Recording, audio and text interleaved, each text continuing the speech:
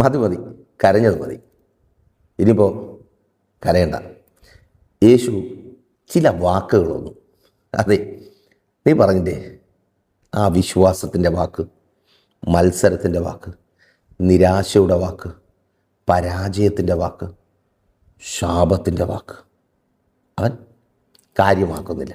ഞാൻ രതീഷ്, നിങ്ങളായിരിക്കുന്ന പരിസര ഫാമിലിയുടെ പ്രഭാതമല്ലേ എന്ന പ്രതിദിന വചന സന്ദേശത്തിനൊപ്പം.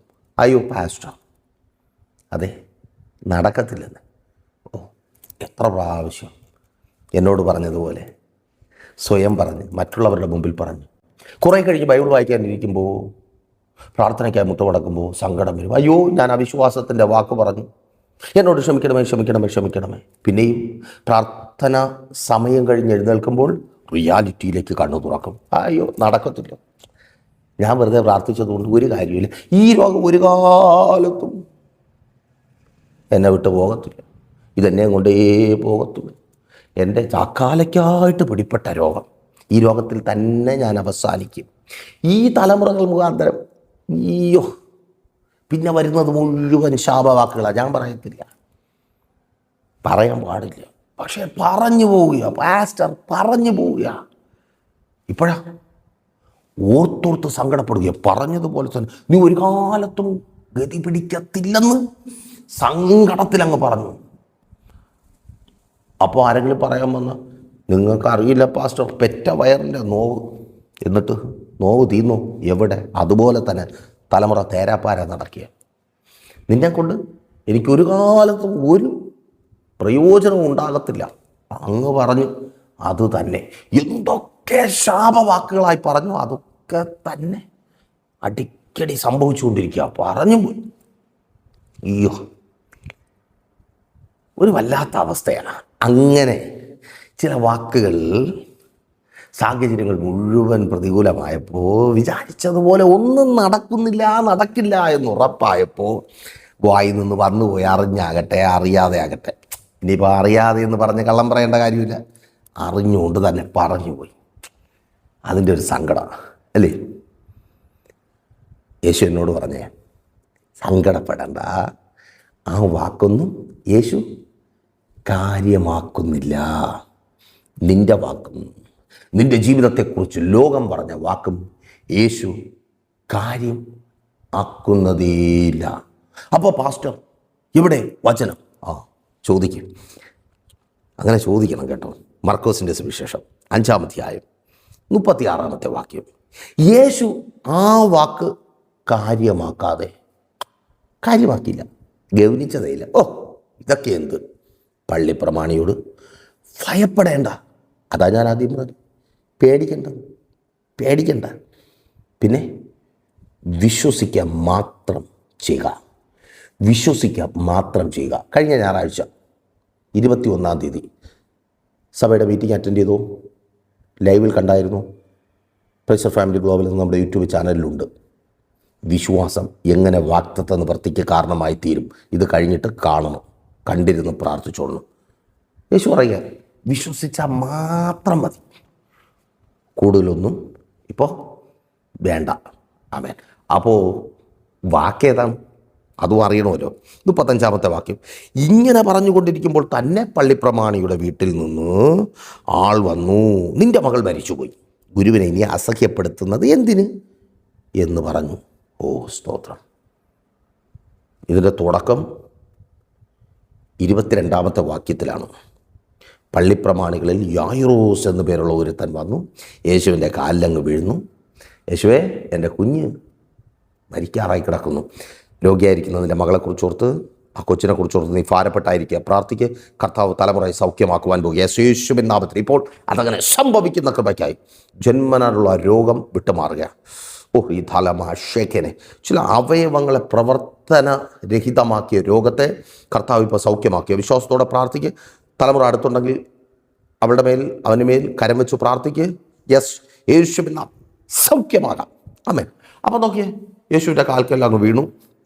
അപ്പോൾ യേശു പറഞ്ഞു, ഞാൻ പറയാം, നീ ധൈര്യമായിട്ടിരിക്കും, ഒന്നുകൊണ്ട് പേടിക്കണ്ട. നിങ്ങൾ യേശുവിൻ്റെ അടുക്കൽ എത്തിയെങ്കിൽ ധൈര്യമായിട്ടിരിക്കുക, യേശു കൂടെ ഉണ്ട്.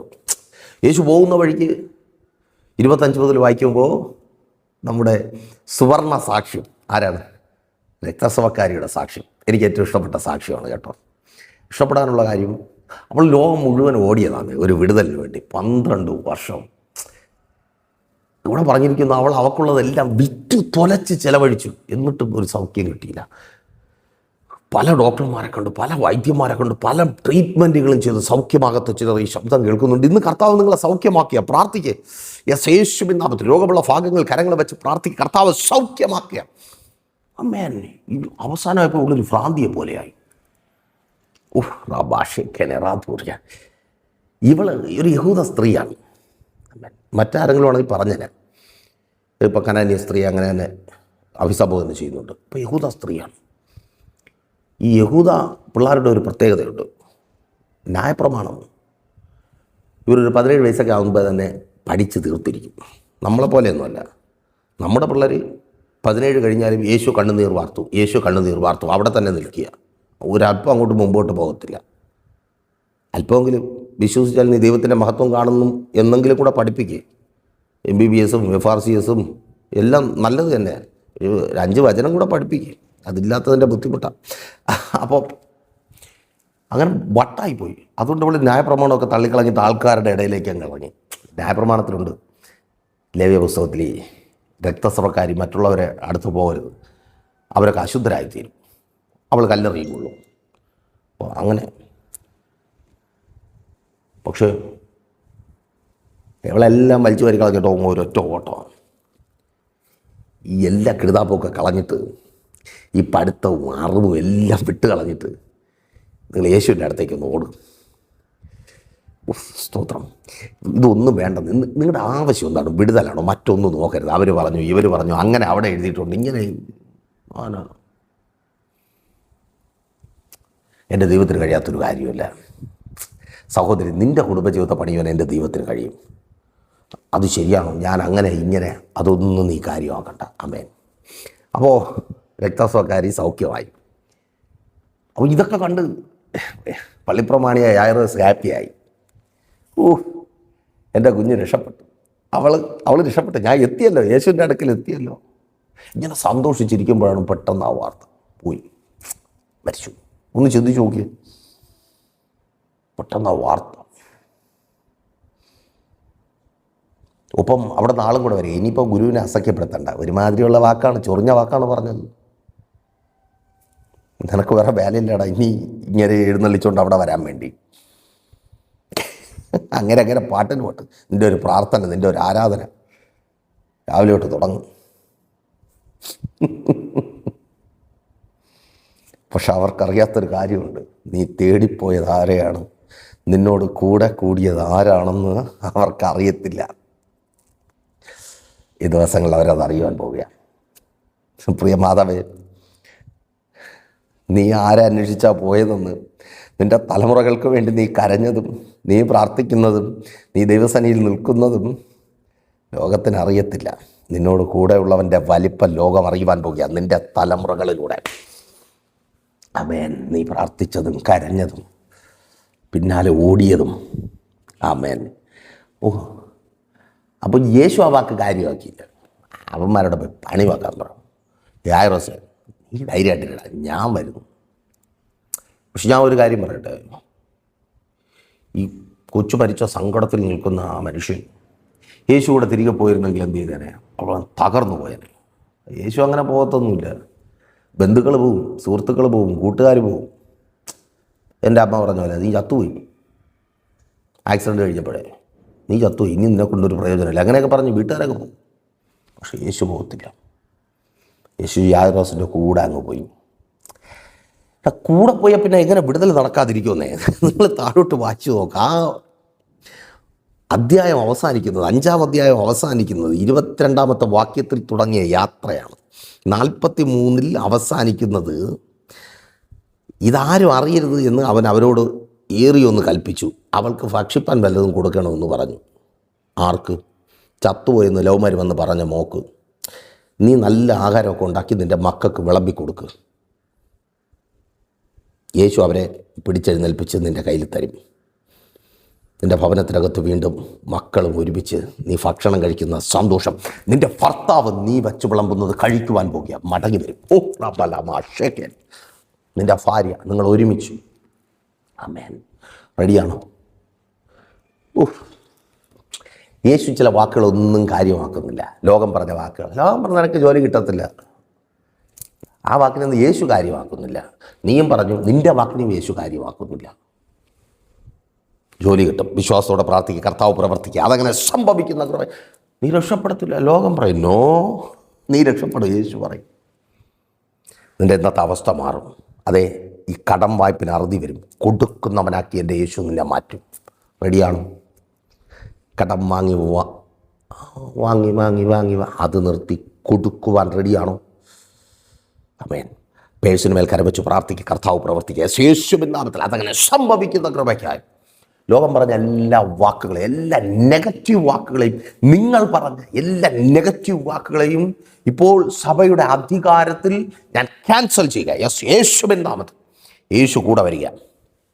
ആ വാക്കുകളുടെ അർത്ഥത്തെ തന്നെ മാറ്റുവാൻ, ജനത്തെ വിസ്മയിപ്പിക്കുവാൻ, നിങ്ങൾ അറിയുന്നവരെ വിസ്മയിപ്പിക്കുവാൻ യേശു വരിക. ഞങ്ങൾ കൂടെയുണ്ട്. കോണ്ടാക്ട് ചെയ്തോ. അവന്മാരെ പോലെ ഇട്ടിട്ട് പോകുന്ന നോ ആഹാരം വിളമ്പി കൊടുക്കാൻ കണക്കിന് എല്ലാം സെറ്റ് ചെയ്തിട്ട് നമ്മൾ പോരത്തുള്ളൂ. മരണവീടക്കം വിരുന്ന് വീടാക്കി മാറ്റുന്ന ഒരു ദൈവം ഉണ്ടെന്നേ. പ്രാർത്ഥിക്കുവാൻ ഞങ്ങൾ കൂടെയുണ്ട്. യാത്ര ഒരുമിച്ചാവാം.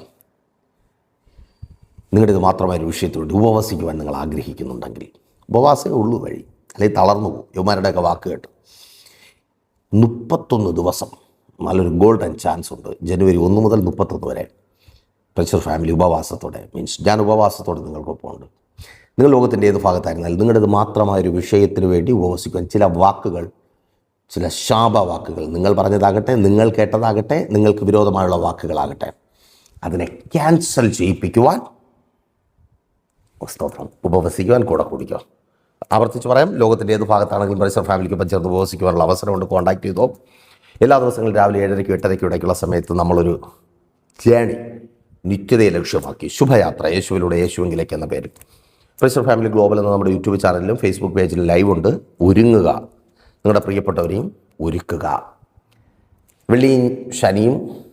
വെള്ളിയും ഞായറും സഭയുടെ മീറ്റിംഗാണ്. സഭ ഇതാണ്, തിരുവനന്തപുരം ജില്ലയിൽ വെള്ളയാണി കാർഷിക കോളേജിന് സമീപം കാക്കാമൂല ചാമവിളെ Christ church family worship centre. ഒരു കുടുംബമായി വെള്ളിയാഴ്ച 11:30 മണി മുതൽ ഉപവാസവും ഓൺലൈനായിട്ട് മധ്യസ്ഥ പ്രാർത്ഥനയുണ്ട്. ഉപവാസം ലൈവായിരിക്കും. നിങ്ങൾ നേരിട്ട് വരാം, അല്ലെങ്കിൽ ജോയിൻ ചെയ്തിട്ട് യൂട്യൂബിൽ കമൻറ്റ് ചെയ്താൽ ഞങ്ങൾ നിങ്ങൾക്ക് വേണ്ടി പ്രാർത്ഥിക്കും. ഞായറാഴ്ച രാവിലെ 10 മണി മുതൽ സഭാരാധന, വൈകുന്നേരം 3 മണി മുതൽ കാട്ടക്കടയ്ക്ക് നെയ്യാറ്റിൻകരയ്ക്ക് ഇടയ്ക്ക് തൂങ്ങാമ്പാറ നിന്ന് അമ്പലത്തിൻകാല പോകുന്ന വഴിക്ക് ഒരു മീറ്റിംഗ് ഉണ്ട്. നിങ്ങൾക്ക് കർത്താവിന് വേണ്ടി പ്രയോജനപ്പെടണമെന്ന് ആഗ്രഹമുണ്ടെങ്കിൽ, നിങ്ങളാരും പ്രയോജനപ്പെടുത്തുന്നില്ല എന്നത് സങ്കടമുണ്ടെങ്കിൽ, കർത്താവിൻ്റെ നാമത്തിൽ ചിലത് പ്രാപിക്കണമെന്ന് നിങ്ങൾ ഇഷ്ടപ്പെടുന്നുണ്ടെങ്കിൽ കോൺടാക്ട് ചെയ്തിട്ട് കൂടെ കൂടിക്കാം. കണ്ണടച്ചോ, ഞാൻ പ്രാർത്ഥിക്കാം. വിശ്വസ്ത കർത്താവെ, ഈ ജനത്തെ കരങ്ങളിൽ ഏൽപ്പിക്കുന്നു. ചില വാക്കുകളെ അങ്ങയുടെ അധികാരമുള്ള നാമത്തിൽ അടിയൻ ക്യാൻസൽ ചെയ്ത് പ്രാർത്ഥിക്കുന്നു. എല്ലാ നെഗറ്റീവ് വാക്കുകളും ക്യാൻസലാകട്ടെ, എല്ലാ പരാജയ വാക്കുകളും ക്യാൻസലാകട്ടെ, എല്ലാ ശാപവാക്കുകളും ക്യാൻസലാകട്ടെ, എല്ലാ തകർച്ചയുടെ വാക്കുകളും യേശുവിൻ നാമത്തിൽ ഇപ്പോൾ ക്യാൻസലാകട്ടെ. ജോലിയില്ലാതെ ഭാരപ്പെടുന്നവർക്ക് വേണ്ടി പ്രാർത്ഥിക്കുന്നു. സ്വർഗ്ഗം അനുഗ്രഹിക്കപ്പെട്ട ജോലികൾ നൽകി മാനിക്കണമേ. ജോലി സംബന്ധമായി ഇവർ അനുഭവിക്കുന്ന എല്ലാ പ്രതിസന്ധികളും വെല്ലുവിളികളും മാറിപ്പോകട്ടെ, ഞെരുക്കങ്ങൾ മാറട്ടെ. ഈ ജനം അനുഗ്രഹിക്കപ്പെടട്ടെ. രോഗികൾക്ക് വേണ്ടി പ്രാർത്ഥിക്കുന്നു. സ്വർഗ്ഗമങ്ങ് സൗഖ്യമാക്കണമേ. രോഗാതുരമായ നാഡീനരമ്പുകൾ, കോശങ്ങൾ, അവയവങ്ങൾ പുനർനിർമ്മിക്കപ്പെടട്ടെ. അസ്ഥിമേലും മാംസത്തിന്മേലും രക്തത്തിന്മേലും വ്യാപരിക്കുന്ന എല്ലാ രോഗമണ്ഡലങ്ങളും മാറിപ്പോകട്ടെ. സൗഖ്യം വ്യാപരിക്കട്ടെ. മെൻ്റൽ ഡിസീസസ് മാറിപ്പോകട്ടെ. മദ്യപാനത്തിൽ നിന്ന് പുറത്തു വരുവാൻ റീ അഡിക്ഷൻ സെൻ്ററുകളിൽ മെഡിസിനുകൾ എടുക്കുന്നവർക്ക് വേണ്ടി പ്രാർത്ഥിക്കുന്നു. സ്വർഗ്ഗമങ്ങ് ഉറപ്പിക്കണമേ. പൂർണ്ണ വിടുതൽ നൽകണമേ. ഡിപ്രഷനുകൾ മാറട്ടെ, ഉറക്കമില്ലായ്മകൾ മാറട്ടെ, സൂയിസൈഡ് ടെൻഡൻസികൾ മാറിപ്പോകട്ടെ. തലമുറകളുടെ ഭാവിക്ക് മേലുള്ള വെല്ലുവിളികളായിട്ട് വിവാഹബന്ധങ്ങൾ നടക്കട്ടെ. ഉദരഫലങ്ങൾ ജനിക്കട്ടെ. ഉപരിപഠന സാഹചര്യങ്ങൾ ഒരുക്കപ്പെടട്ടെ. നല്ല റിസൾട്ടുകൾ ഉണ്ടാകട്ടെ. IELTS, OET, MOH, പ്രോമെട്രിക് എക്സാമുകൾ റിസൾട്ടുകൾ ഉണ്ടാകട്ടെ. കടഭാരങ്ങൾ മാറട്ടെ. പലിശക്കടങ്ങളിൽ ജപ്തി നോട്ടീസുകൾ മാറിപ്പോകട്ടെ. ജപ്തി നടപടികളെ ഞങ്ങൾ ക്യാൻസൽ ചെയ്ത് പ്രാർത്ഥിക്കുന്നു. ഈ ജനം അനുഗ്രഹിക്കപ്പെടട്ടെ. അങ്ങയുടെ നാമത്തിൽ ഇവർ അനുഗ്രഹിക്കപ്പെടട്ടെ. Family life അനുഗ്രഹിക്കപ്പെടട്ടെ. ഡിവോഴ്സുകൾ മാറിപ്പോകട്ടെ. ബിസിനസ്സുകൾ അനുഗ്രഹിക്കപ്പെടട്ടെ, ശുശ്രൂഷകന്മാർ അനുഗ്രഹിക്കപ്പെടട്ടെ, ഭവനങ്ങൾ വയ്ക്കട്ടെ, വസ്തുക്കൾ വാങ്ങട്ടെ, സ്വദേശത്തും വിദേശത്തും ബാധിക്കപ്പെട്ടായിരിക്കുന്നവർ വിടിവിക്കപ്പെടട്ടെ. പിതാവിൻ്റെ പുത്രൻ്റെ പരിശുദ്ധാത്മാവിൻ്റെ നാമത്തിൽ ഈ ജനത്തെ അടിയൻ അനുഗ്രഹിച്ചു പ്രാർത്ഥിക്കുന്നു. അടിയൻ അനുഗ്രഹിക്കുന്ന കർത്താവ് ഇവർ അനുഗ്രഹമായി തീരട്ടെ, യേശുവിൻ നാമത്തിൽ തന്നെ ആമേൻ. അപ്പോൾ മറക്കാതെ നിങ്ങളുടെ വിലയേറിയ അഭിപ്രായങ്ങളും നിർദ്ദേശങ്ങളും ഞങ്ങളെ അറിയിക്കുക മാത്രമല്ല, കൂടെ ചേർന്ന് നിൽക്കുക. നമുക്ക് ഒരുമിച്ച് മുന്നോട്ട് പോകാം. കർത്താവ് വലിയ കാര്യങ്ങളെ നിങ്ങളുടെ ജീവിതത്തിൽ ചെയ്തെടുക്കും. നാളെ പകലും ദൈവം വെച്ചാൽ നമ്മളിപ്പോൾ ഒരുമിച്ചായിരുന്നു കേട്ട അനുഗ്രഹം പ്രാപിച്ച പ്രൊഫസർ ഫാമിലിയുടെ പ്രഭാതമല്ലേ എന്ന പ്രതിദിന വചന സന്ദേശത്തിൽ നമ്മൾ ഒരുമിച്ച് തന്നെയായിരിക്കും. അതുവരേക്കും Priya, have a nice day. പ്രേഷർ ഫാമിലി ഗ്ലോബൽ മിനിസ്ട്രിയുടെ വിശുദ്ധ സഭാരാധന എല്ലാ ഞായറാഴ്ചയും രാവിലെ 10 മണി മുതലും എല്ലാ വെള്ളിയാഴ്ചകളിലും ഉപവാസവും ഓൺലൈൻ മധ്യസ്ഥ പ്രാർത്ഥനയും രാവിലെ 11 മണി മുതലും ഞങ്ങൾ നിങ്ങൾക്കായി ലൈവിൽ പ്രാർത്ഥിക്കുന്നു. നിങ്ങളുടെ പ്രാർത്ഥനാ വിഷയങ്ങൾ കമന്റ് ചെയ്യുക. പ്രേഷർ ഫാമിലി ഗ്ലോബൽ എന്ന നമ്മുടെ യൂട്യൂബ് ചാനലിലൂടെ നിങ്ങൾ ലോകത്തിന്റെ ഏത് ഭാഗത്തായിരുന്നാലും ഞങ്ങൾക്കൊപ്പം ചേർന്ന് പ്രാർത്ഥിക്കുവാനും ആരാധിക്കുവാനും അവസരമുണ്ട്. നേരിട്ട് ആരാധനയിൽ പങ്കെടുക്കുവാനും വിടുതൽ പ്രാപിക്കുവാനും ആഗ്രഹിക്കുന്നവർ ഞായറാഴ്ച രാവിലെ കാർഷിക കോളേജിനടുത്ത് കാക്കാമുല ചാമ്പവിളയിലെ പ്രേഷർ ഫാമിലി വർഷിപ്പ് സെന്ററിലേക്കും കടന്നു വരിക. നിങ്ങളുടേതായ ഒരു വിഷയത്തിനു വേണ്ടി പ്രാർത്ഥിക്കുവാനും കൗൺസിലിംഗിനുമായി സ്ക്രീനിൽ കാണുന്ന നമ്പറിൽ കോൺടാക്ട് ചെയ്യുക. നിങ്ങൾക്കും ഈ പ്രോഗ്രാം സ്പോൺസർ ചെയ്യുവാനും കർത്താവായ യേശുക്രിസ്തുവിന്റെ സുവിശേഷം അനേകരിലേക്ക് എത്തിക്കുവാനും അവസരമുണ്ട്. പ്രാർത്ഥനയോടെ വിളിക്കുക. ആമേൻ.